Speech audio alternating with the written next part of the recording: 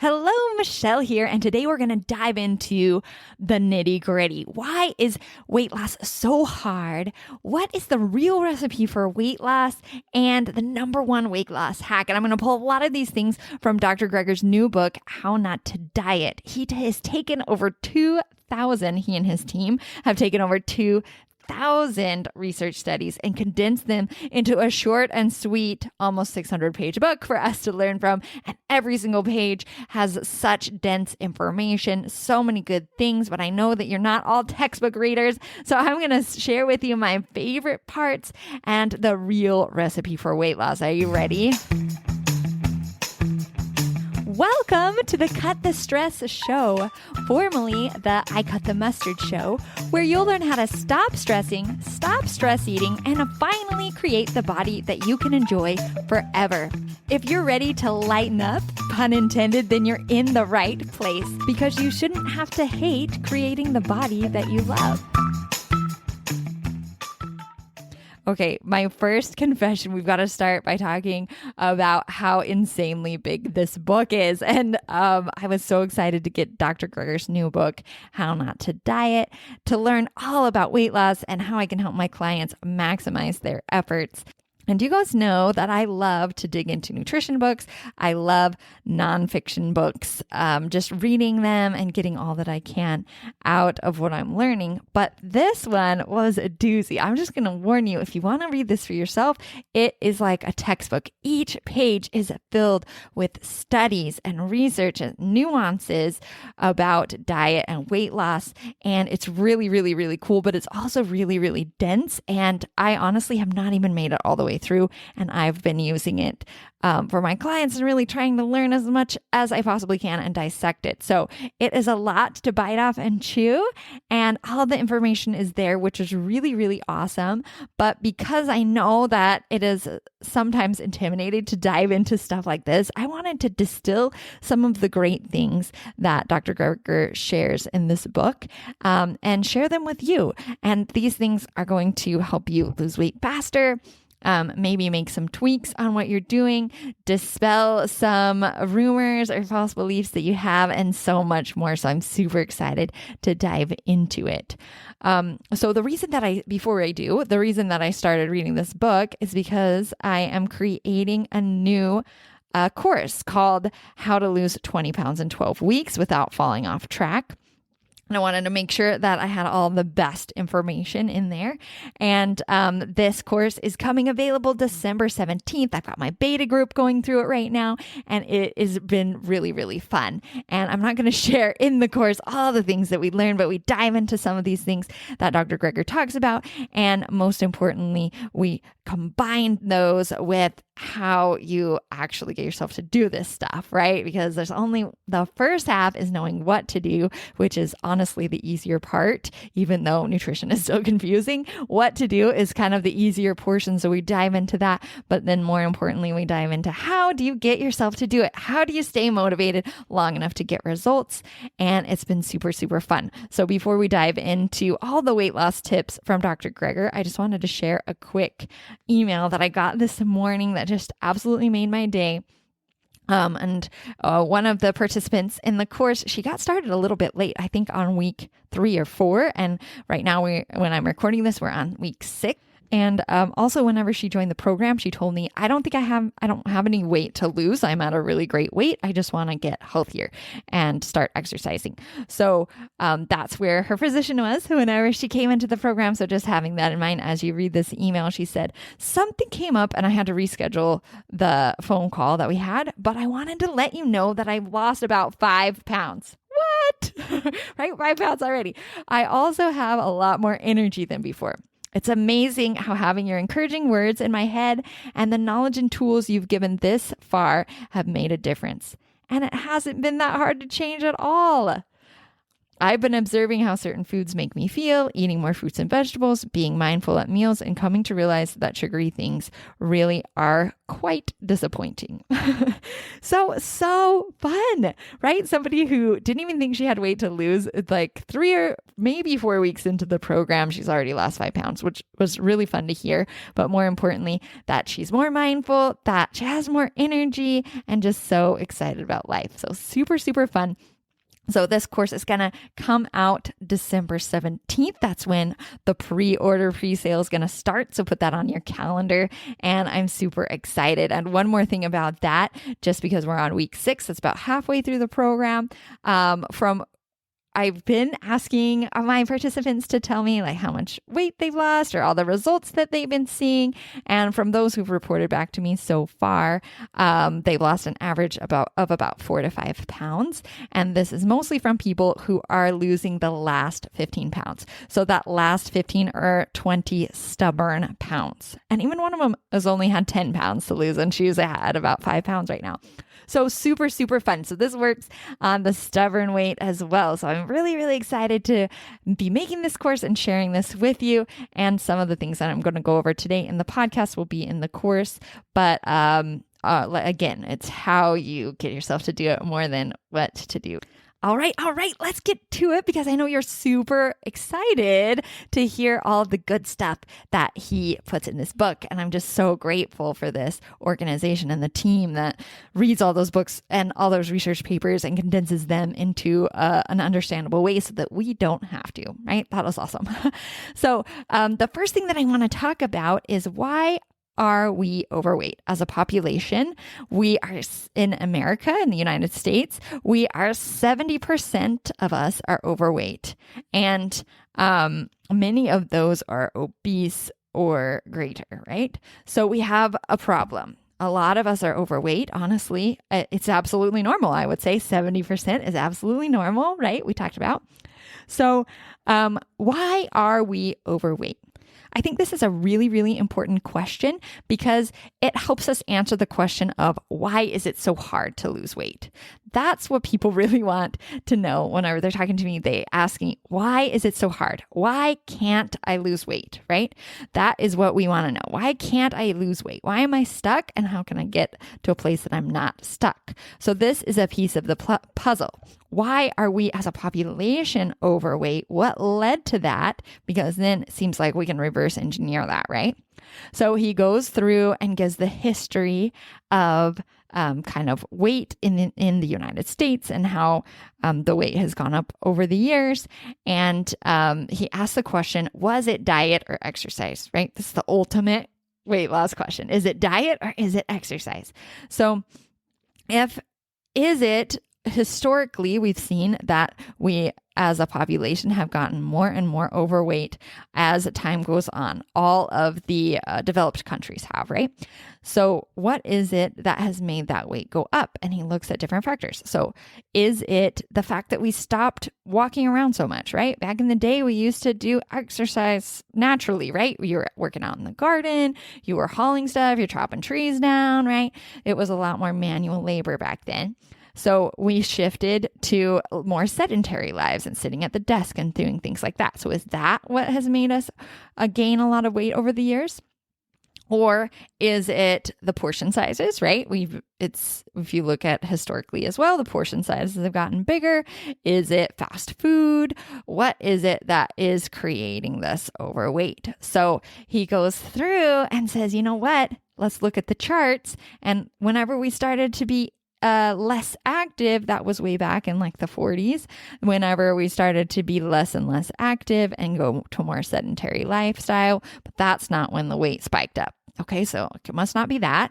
And then later she's like breaking things down, but basically what it boils down to is not only did our food become more processed and that spiked the overweight epidemic, but it's when marketing really took off. Right? The marketing of those products, the marketing and distribution of those processed, high calorie, easy made products. That's really when the weight started to take off. And now we're gaining more and more and more weight. So not only is it the food, but it was the marketing, right? The mindset stuff too. So I think that's super cool because then he goes into all the different ways that marketing uses psychology to get us to buy the things that they want us to buy, right? If you're a chip company, if you're a cereal company, you make money by people buying chips and cereal. So what are you going to do? You're going to figure out what's going to make people want to buy those chips and cereal. So you engineer the foods in a way that they're most delicious, that makes you want to come back for more. And you research what colors to put on the cereal box, how to make the words that are appealing, how to talk about the food so that it increases your desire for the food, right?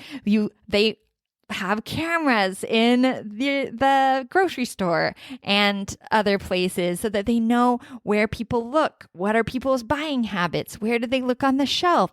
We know that if we put candy next to the cash register, then that's really going to boost sales of candy bars, right? It's the convenience, right? The commercials, right? If I can send commercials to children, they're going to bug their parents way more than if I just send commercials to the parents, right? So they've done all this research on our psychology and the psychology of buying and how to get us to want the food, right? So that is why we are overweight, right? So that's really, really cool stuff. It's awesome to know. It's great to know, number one, that it's your diet, right? And number two, it's not only your diet, but it's the psychology of your diet. So if you focus only on changing your diet, you might miss out on some of the psychological parts. You got to also counteract those psychological things as well, right? Which he doesn't necessarily go into in the book. I'm just sharing my take on that, right? So why are we overweight? That's why. So why is it so hard to lose weight? I would argue all those psychology reasons, right? That we are absolutely surrounded by messages that are trying to get us to eat those things. They're addictive, right? They're designed to make us come back for more. The portion sizes are designed a certain way, right? And they're putting it right next to the cash register. So that's why it's so hard to lose weight. It's the convenience of it all. And it's the way that our culture is as well, right? But it's also the food and it's the exercise. And there's some other things as well that we can talk about because of course, your genes play a role in that as well.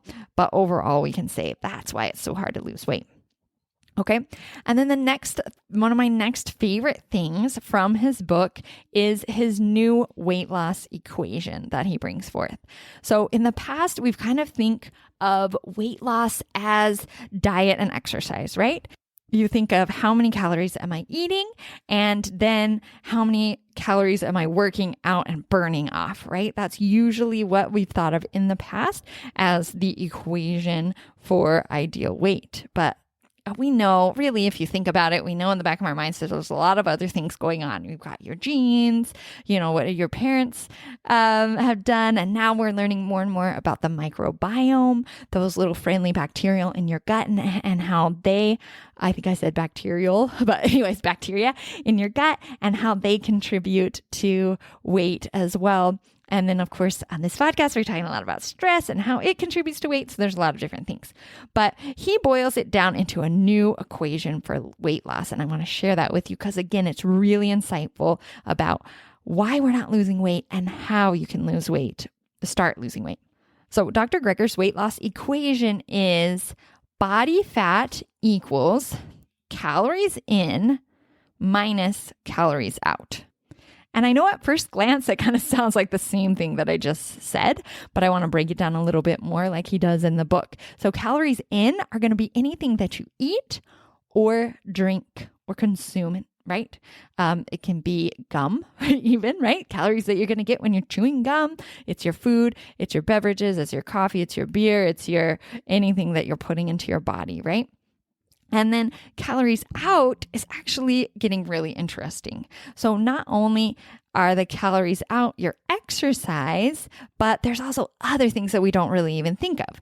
It's not only your exercise, but again, it's just your daily activities of walking up and down the stairs or going to the refrigerator to get your food. It's those sort of day-to-day activities are going to contribute. And then there's an amount of energy that your body's going to have to use in order to process the food that you eat, right? So part of that energy is called thermogenesis, which is like the heat that's created in order to process your food. And then also metabolism, which is slightly different. It's the energy that it takes to break down your food and put it into nutrients and other smaller pieces that your body can then use, right? And then, of course, you've got all the energy of your blood flow and everything else that's going on too, right? And that resting metabolic rate is just the amount of energy that is going to take you every day, regardless of what you do, to process the food that you eat, to take it and so that it's available to all parts of your body, right? To have your heart pumping and all of those things. So that is the breakdown.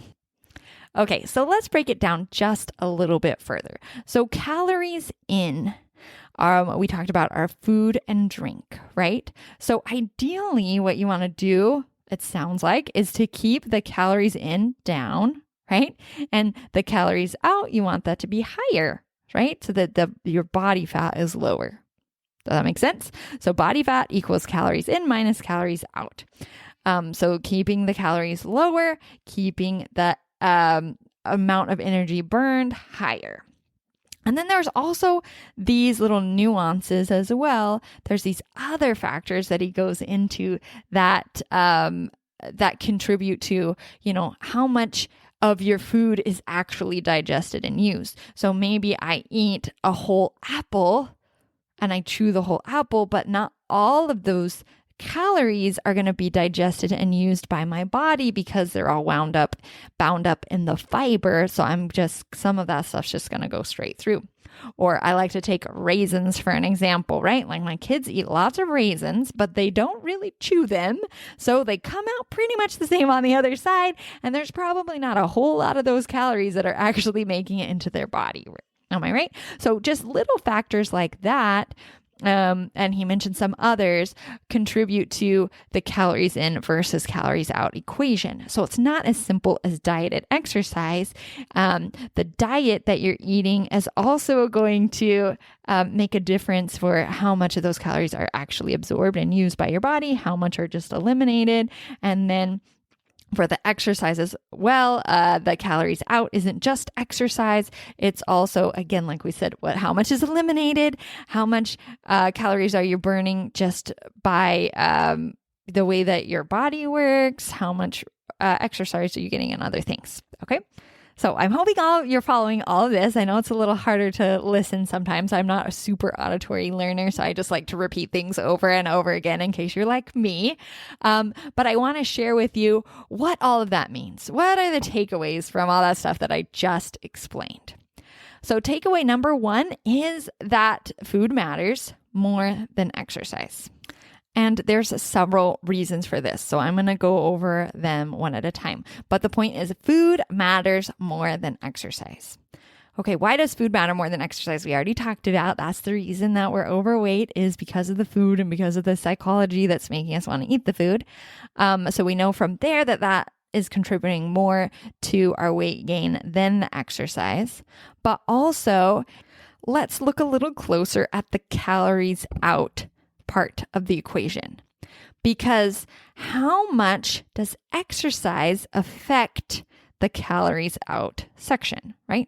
Does that make sense? So if fat equals calories in plus calories out, then we need to know how much of the calories out is because of exercise, the exercise that we did. So if the calories out section is mostly because of the exercise that we did, then it would make sense to exercise a lot and put a lot of emphasis on exercise. But if exercise is only a small part of that part of the equation, then it makes sense not to emphasize it as much if we're looking at it just as a way to burn calories, right? So when he breaks it down, he breaks down the calories out part of the equation. How much of the calories out is because of exercise? And at the pie, and he creates a little chart, a pie chart. So the calories out is mostly from your resting metabolic rate. So most of the calories that you use is to just keep your body alive, to keep your brain moving, functioning, to keep your heart pumping, to digest all those things that you just ate, right? So 60% of the calories that you burn is just you taking care of your body and keeping the vital functions going, right? Which is you standing around living all day. Okay. So obviously the bigger that you are, the more energy that's going to take. And then the smaller you are, the less energy that's going to take. But overall, it's about 60% of the energy that you burn is just your resting metabolic rate.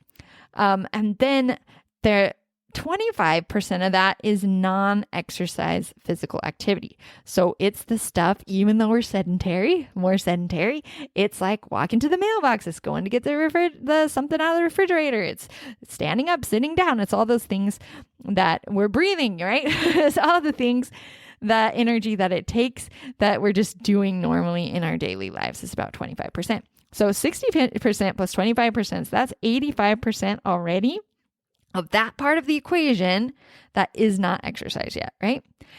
And then 10%, he says, is from that thermogenesis, that heat that's created whenever you eat. So that only leaves 5%. Okay. So 5% of that part of the equation is exercise. That means, let's say I ate 2,000 calories. And I'm thinking, well, I want to burn all that off. I'm going to go do some exercise. Well, the reality is that you're already burning off most of that by just living and breathing and digesting, right?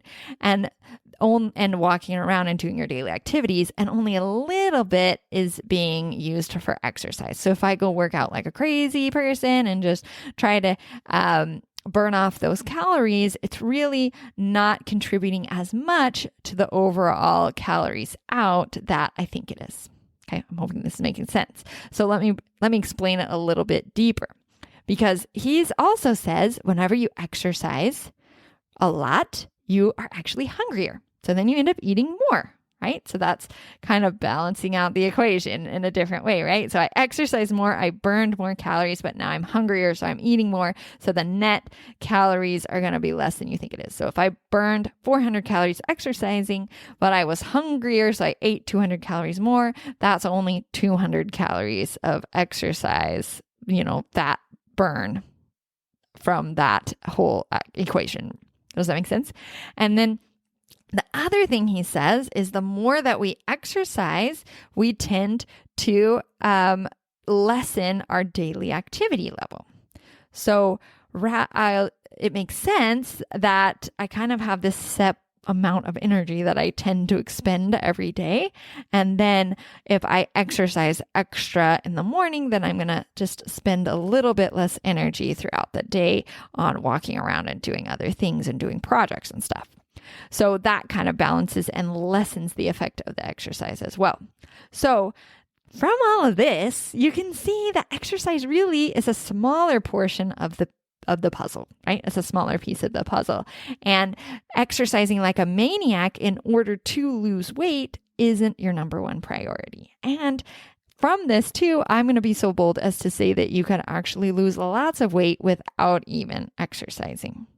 And that's why in a lot of really effective coaching programs, focuses mainly on your diet and trying to get you to eat the right diet, right? And then secondary is the exercise. And I find this really funny. I'm just going to throw in another random thought I have, but a lot of people think I need to lose weight. So they immediately go and they get a personal trainer at the gym. And then they work out at the gym. I think we've gone over this before, right? You work out at the gym and you're like, why can't I lose weight? I'm working out so crazy.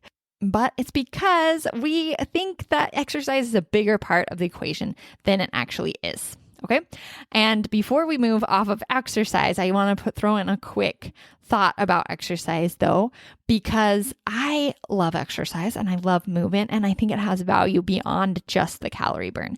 So I just don't want you to leave thinking that I hate exercise. It's not worth it. Don't do it. That's not what I'm saying. What I'm saying is that it as just the calorie burning, if that was the only value that we were looking at, then it's not going to contribute to weight loss as much as the diet, right?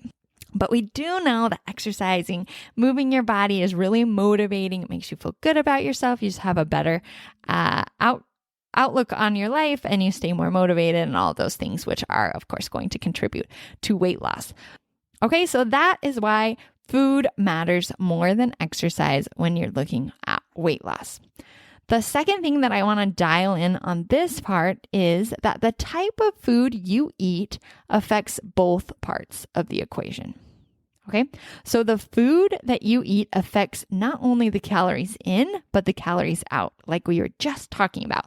There's so many different mechanisms going on, and that he explains in the book that I can't possibly go over right here. I'm already getting a little long-winded, but like I said before with the raisins, whenever you eat high fiber foods, then not all the food that you eat is actually going to be used as calories on your body, right? So the high fiber foods, fiber is just going to go straight through you, right? And it's going to bind up some of those calories with it. And so those calories are going to go out the other end without actually staying on your body. In addition to that, whenever you eat fibrous foods, it's like a sponge and it soaks up some of the fats that you eat during that meal. So if I ate a high fat meal with fibrous foods, some of those fats are going to get soaked up by the fibers and they're going to go out the other end. So overall, I'm not going to put as much fat on my body as I would if I didn't eat the vegetables.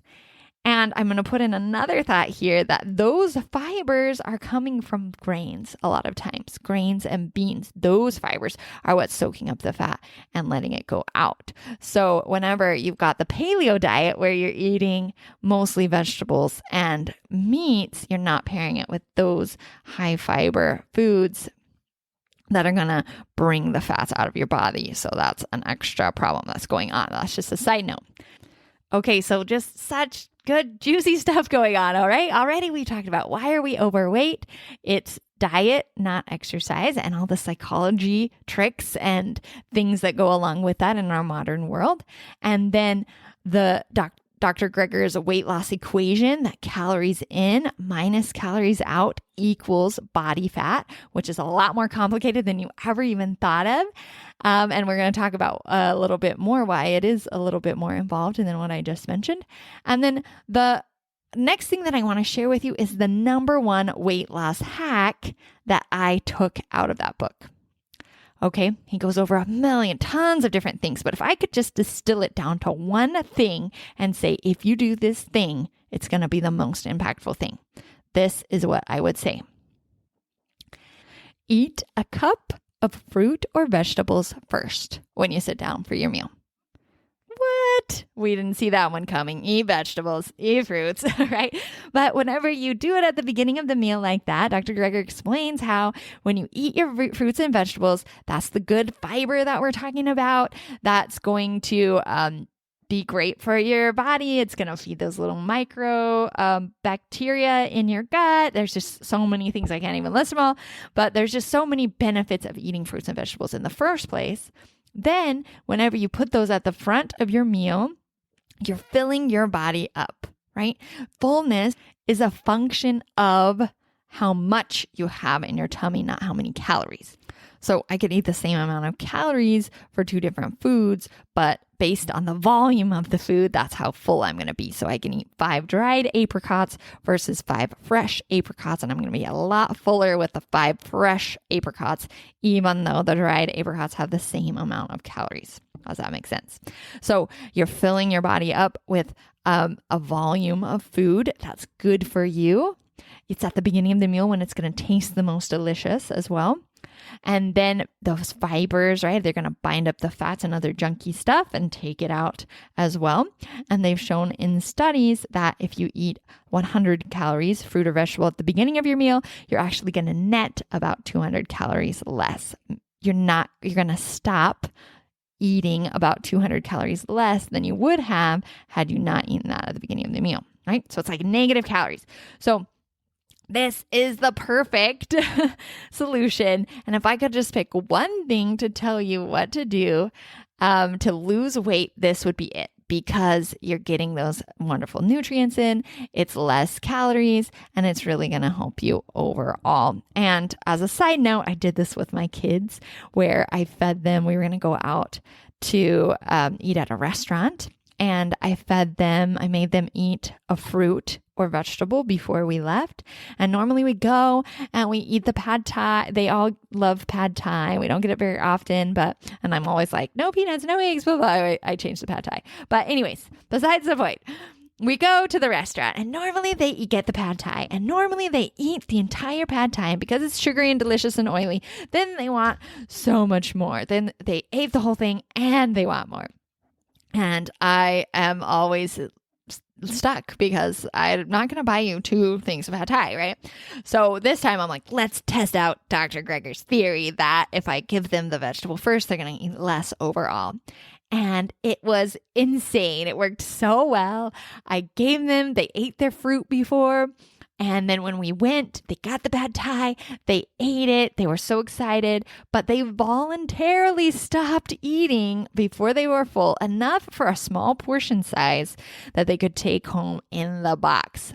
I was blown away, and because of that, I really believe in this number 1 weight loss hack: eat a fruit and vegetable at the beginning of your meal. All right, so do that. And then the last couple things that I want to share real quick are just some other tips that he mentioned. We could do podcast episodes on this book alone, and I'll probably pull some more from it in the future. But other tips that he mentioned was time, right? The amount of time that it takes you to eat your meal. Either you're chewing it or using a smaller spoon, or taking breaths in between. You're eating solid foods instead of a smoothie, that sort of thing. Some of the herbs that we commonly eat, like cinnamon, ginger, garlic, those have just varying effects on your metabolism, like maybe boosting your metabolism and that metabolic rate, or it's increasing your burn power, so you're spending more energy burning fat. So just various things like that. And then of course sleep. He talks about whenever you sleep more, you lose more. And also we know here that whenever you relax, when you're not as stressed out, then the weight comes off as well. So those are some of the big takeaways from the book. So much to dive into there. Again, episodes and episodes. But I am going to leave you with that and invite you on the 17th to sign up for the webinar, learn about the course, and see if it's right for you. Because like I said, not only do we need to know what to do, right? Maybe you were just feeling so overwhelmed by all the stuff I just mentioned, which is only a small portion. But not only do we need to know what to do, but how to get ourselves to do it. Right? So even though we've got all this great information I'm sharing with you on the podcast, sharing, that's why I'm just not afraid to share all the information that I know and teach you, because I know that you need more than just information. You need someone to help you figure out how to do it, be accountable to, just like the email that I shared at the beginning. It's just amazing to have some encouraging words and knowledge and tools in my head that's made a difference, right? So it's the plan moving forward of how do you take this one baby step at a time so you're not overwhelmed? How do you stay motivated, right? How do you get yourself to relax so that you can reap the benefits of all that? So that's what's in the course, Lose 20 Pounds in 12 Weeks, which you can learn more about. Go ahead and click the link below, sign up for that webinar on December 17th, and that's when the early bird sale is happening as well. Put that on your calendar. I'm super excited. Otherwise, use these tips, eat vegetables and fruit first, and have a wonderful week. Are you ready to stay motivated and lose that stubborn weight for good? Come to my new web class, How to Lose 20 Pounds in 12 Weeks Without Falling Off Track, and I'll show you why losing weight is so hard, even on a plant-based diet, and how to get that scale moving again. Go to michellevilsack.com/20 in 12. That's the numbers 20 and 12 to register today.